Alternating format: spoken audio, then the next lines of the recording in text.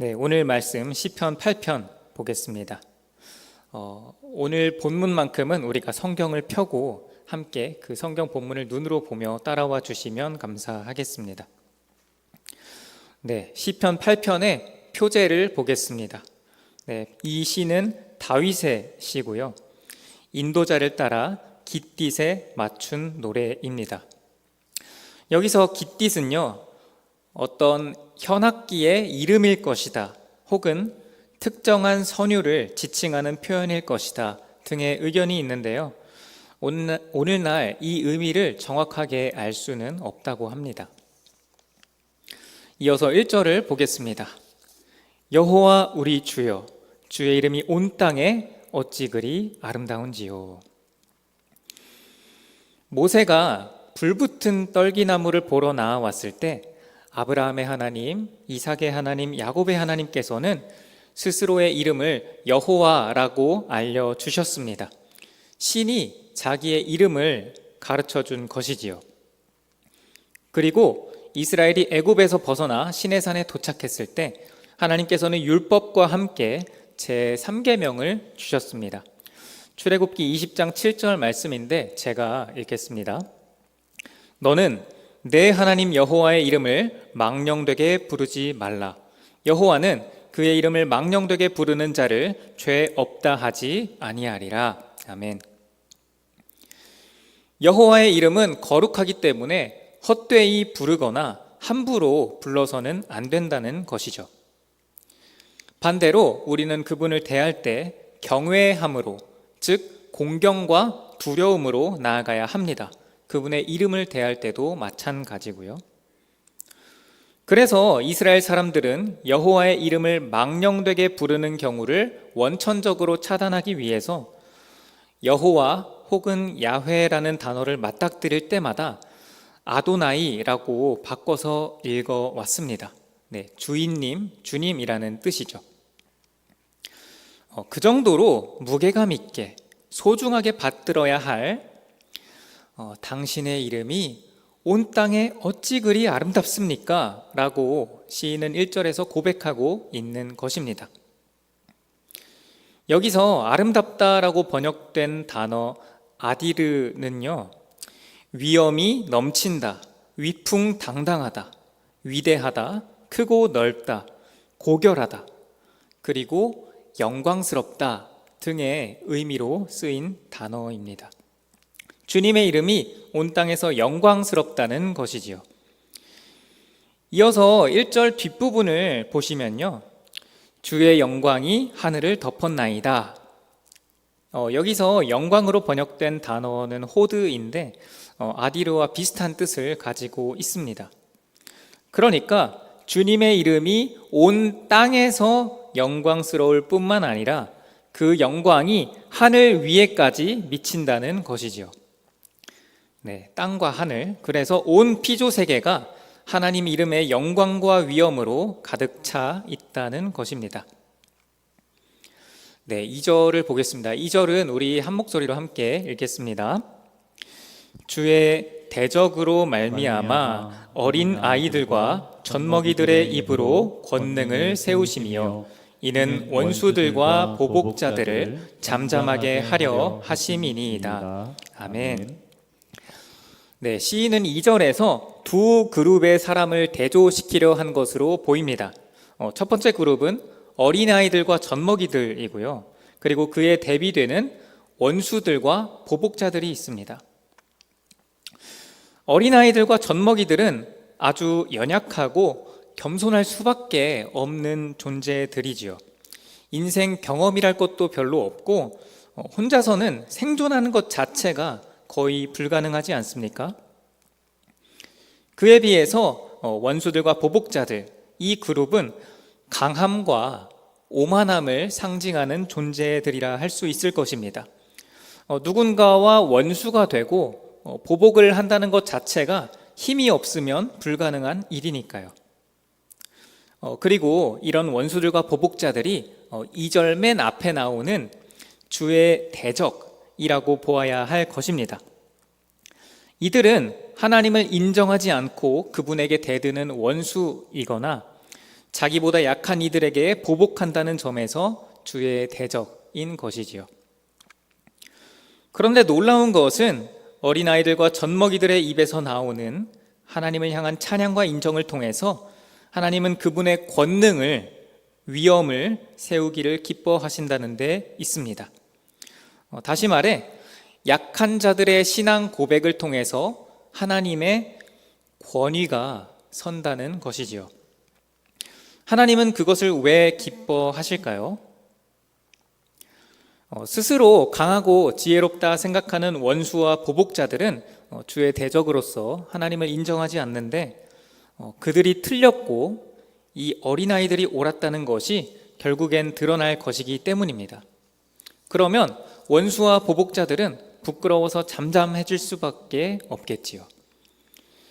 하나님께서는 그렇게 하기 위해서 약자들의 입으로 권능을 세우시는 것입니다.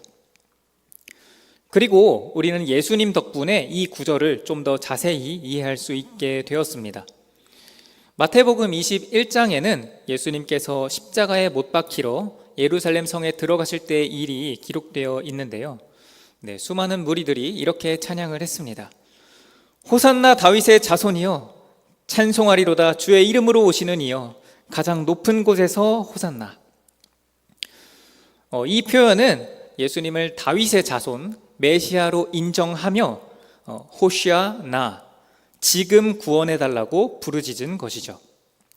그리고 어린이들까지도 이 고백에 동참했습니다. 그러나 이 모습을 본 대제사장, 서기관 등 종교 지도자들은 오히려 분노하며 예수님께 따져 물었습니다. 그러자 예수님께서 그들에게 대답을 하실 때 인용하셨던 말씀이 바로 오늘 본문 2절의 말씀입니다. 다시 말하면 예언이 이루어졌을 뿐이라고 예수님은 대답하신 것입니다. 약자들의 찬양을 통해 강자들을 부끄럽게 그리고 잠잠하게 하신다는 말씀이 이루어졌다는 것입니다. 3절 말씀을 제가 읽겠습니다. 주의 손가락으로 만드신 주의 하늘과 주께서 베풀어 두신 달과 별들을 내가 보니. 아멘. 사진을 보여주시면 좋겠는데요. 이것은 몽골에서 밤 하늘을 촬영한 것이라고 합니다. 다음 사진 보여주시면요. 이것은 호주에서 찍은 오로라 사진이고요. 이것은 우리나라 과학기술정보통신부에서 제공한 은하수 사진입니다. 그리고 이것은 나사에서 제공한 이미지라고 합니다. 믿음이 있든지 없든지 누구라도 깨끗한 밤하늘을 바라본다면 그 아름다움에 감탄할 수밖에 없을 것입니다. 특히나 고대의 사람들은 지구가 둥글다는 것을 모르지 않았습니까? 그들에게는 하늘에 박힌 점과 같은 것들이 아침에는 보이지 않는데 밤마다 나타나서 빛을 내고 은은하게 어둠을 밝힌다는 것이 너무나도 신기한 일이었을 것입니다. 그래서 많은 민족들이 달과 별들을 신으로 믿고 숭배했죠. 더 나아가서 온갖 동물, 식물, 자연 자체를 신으로 여겨 제사하는 사람들이 얼마나 많았는지 모릅니다. 그러나 이스라엘 민족과 이 시의 시인은 달랐습니다. 왜냐하면 그들은 하늘과 달과 별들뿐만 아니라 뒤에 6절에서 8절에 나오는 여러 동물까지도 하나님께서 만드신 피조물에 불과하다는 것을 이미 창세기 1장을 통해서 알고 있었기 때문입니다. 현대인들에게야 이런 것들이 신이 아니라는 것이 상식이죠. 그러나 이런 것들을 신으로 섬기던 시대에 쓰여진 성경이 사실 그렇지 않다는 것을 이미 말씀하고 있었다는 것이 정말 놀라운 일일 따름입니다. 우리 인간은요, 자연의 아름다움 그리고 드넓은 우주의 광대함 앞에 서면 자기의 초라함을 깨닫고 경탄하게 되어 있습니다. 2절의 어린아이들처럼 나의 약함을 인정하고 겸손함을 고백할 수밖에 없다는 것이지요. 이것이 얼마나 놀라우면 자연물을 신으로 섬기는 사람들이 예전에도 있어 왔고 지금도 가끔 있는 것을 볼 수 있지 않습니까? 그러나 자연이라고 하는 것은 이 시의 주인공도 아니고 찬양의 대상도 아닙니다. 3절에서 시인이 이렇게 고백하지 않았습니까? 주의 손가락으로 만드신 주의 하늘과 주께서 베풀어 두신 달과 별들을 내가 보오니. 여러분, 하늘이 얼마나 넓은지 아십니까? 하늘과 그것을 연장시킨 우주를 한번 생각을 해 보십시오. 우주는 지금도 빛보다 빠른 어마어마한 속도로 팽창해가고 있다고 합니다. 그래서 465억 광년보다 먼 거리에 있는 우주는요, 존재하기는 하는데 지구에서는 아예 관찰할 수조차 없다고 합니다. 그래서 지금까지의 과학 법칙 그리고 기술로는 우주의 전체 크기를 계산하는 것이 불가능하다고 합니다. 그만큼 인간의 입장에서는 아무리 넓다고 표현해도 부족한 것이 바로 하늘과 우주인데 시인은 이렇게 고백하죠. 그것이 주의 손가락으로 만든 것일 뿐이다. 물론 이 표현이 우리 주님께서 물리적이고 육체적으로 우주만하게 큰 손가락을 사용하셔서 우주를 만들었다는 뜻은 아닐 것입니다. 오히려 이것은 시적인 표현으로 보아야겠죠. 그러나 시인은 이 표현을 통해서 인간에게 광대한 우주라 할지라도 하나님 앞에서는 왜소하다, 즉 하나님이 더욱더 광대하시다는 것을 말씀하고 있는 것입니다. 네, 4절인데요. 우리 4절 함께 읽겠습니다. 사람이 무엇이기에 주께서 그를 생각하시며 인자가 무엇이기에 주께서 그를 돌보시나이까. 아멘. 네, 여기서 인자라고 하는 것은 사람의 아들이라는 뜻인데 앞에 나온 사람과 동의어라고 생각하시면 되겠습니다. 히브리 시에서는 이런 식으로 비슷한 표현을 이중으로 반복해서 같은 의미를 강조하는 경우가 많이 있습니다. 아까 말씀드린 바와 같이 광대한 우주 앞에 인간이 서게 되면 스스로 먼지라고 고백할 수밖에 없습니다. 우리 은하 내에서만 따져도 지구가 먼지보다 더 작은 먼지라고 하거든요. 그보다 훨씬 더 작은 인간은 티끌이라 부르기도 민망한 티끌인 것입니다. 그래서 세상 사람들 중에는 이렇게 생각하는 경우도 꽤 많이 있습니다. 이렇게 보잘것없으니 인간이 특별한 존재일 리가 없구나. 그러니까 인생에는 어떤 의미도 없고 목적도 없겠네. 그냥 살아가는 동안 쾌락을 최대한 많이 누려야겠다. 그러다가 죽으면 없어지는 거지 뭐. 그러나 우리는 성경을 통해서, 경험을 통해서 이런 생각이 틀렸다는 것을 이미 알고 있습니다. 사랑하는 동인의 성도 여러분, 여기에 모인 우리에게는 다 경험이 있지 않습니까? 예수님의 이름을 힘입어 기도할 때 하나님께서는 귀를 기울이사 들으시고 응답해 주십니다. 성령님께서는 성경을 깨우쳐 주시고 말씀이 떠오르게 해주셔서 내 삶에 필요한 말씀으로 인도해 주십니다. 또 잘못된 길로 들어서면 좋은 말씀으로 혹은 징계로 돌이키게 하시죠. 그리고 진심으로 통회하며 회개할 때면 막혔던 하나님과의 소통을 회복시켜 주시고 뚝 끊겼던 은혜를 풍성하게 부어 주시기까지 하십니다. 네, 여기 모인 우리 모두에게는 이런 경험이 있으실 것입니다. 사실 인간이 보잘것없다는 말 자체는 틀린 것이 아닙니다. 4절에서 시인도 고백하지 않았습니까? 사람이 무엇이기에, 인자가 무엇이기에, 도대체 무엇이기에. 그러나 그 보잘것없는 인생에게, 그 보잘것없는 인생 하나하나에게 하나님은 주목하시고 생각해 주시며 돌봐 주신다는 것입니다. 참으로 감사하고 황송한 일이죠. 그러면 하나님께서는 왜 그렇게 하시는 것일까요? 그것은 5절에서 8절을 통해서 알 수 있는데요. 제가 5절만 읽겠습니다. 그를 하나님보다 조금 못하게 하시고 영화와 존귀로 관을 씌우셨나이다. 아니, 사람을 하나님보다 조금 못하게 하셨다고? 하나님과 사람은 아예 차원이 다른 존재인데 이런 식으로 표현해도 되나? 그렇게 생각하실 수도 있습니다. 하지만 이것은 인간만의 특별하고 독특한 지위를 나타내기 위한 표현으로 보아야 할 것입니다. 인간은 보잘것없으나 특별한 존재거든요. 왜 특별합니까? 우리 창세기 1장 26절부터 교독하고 마지막 28절은 함께 읽겠습니다.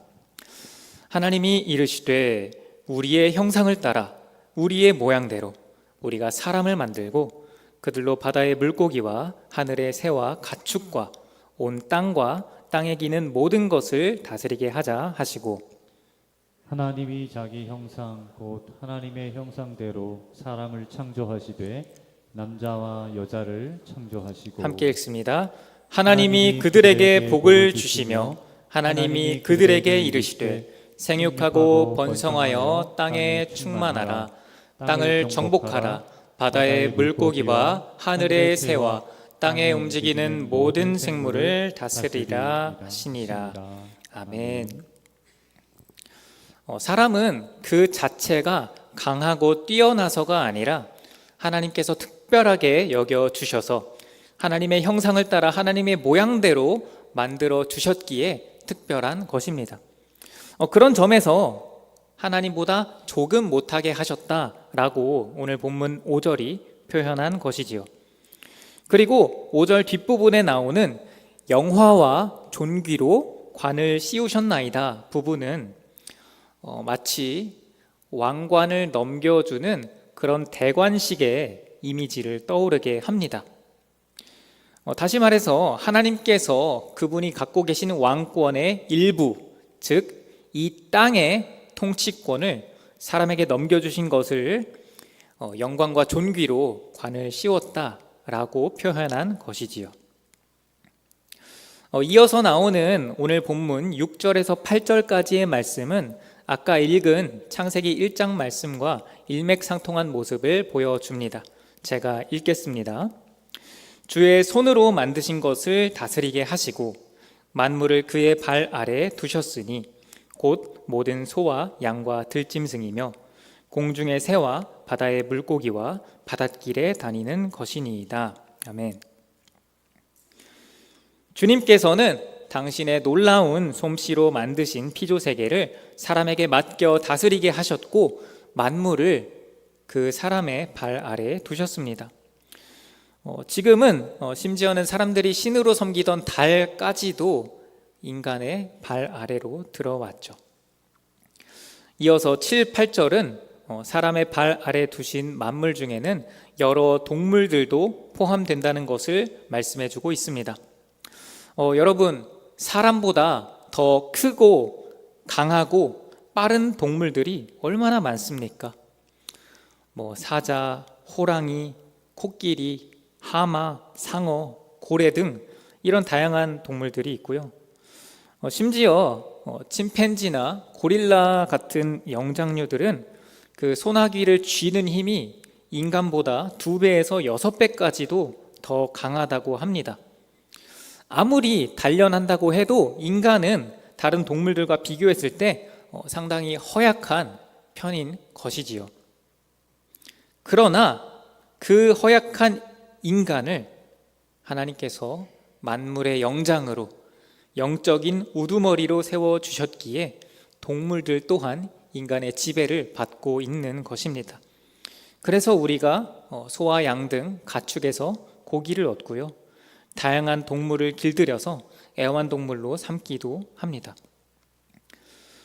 우리 9절 말씀 함께 읽겠습니다.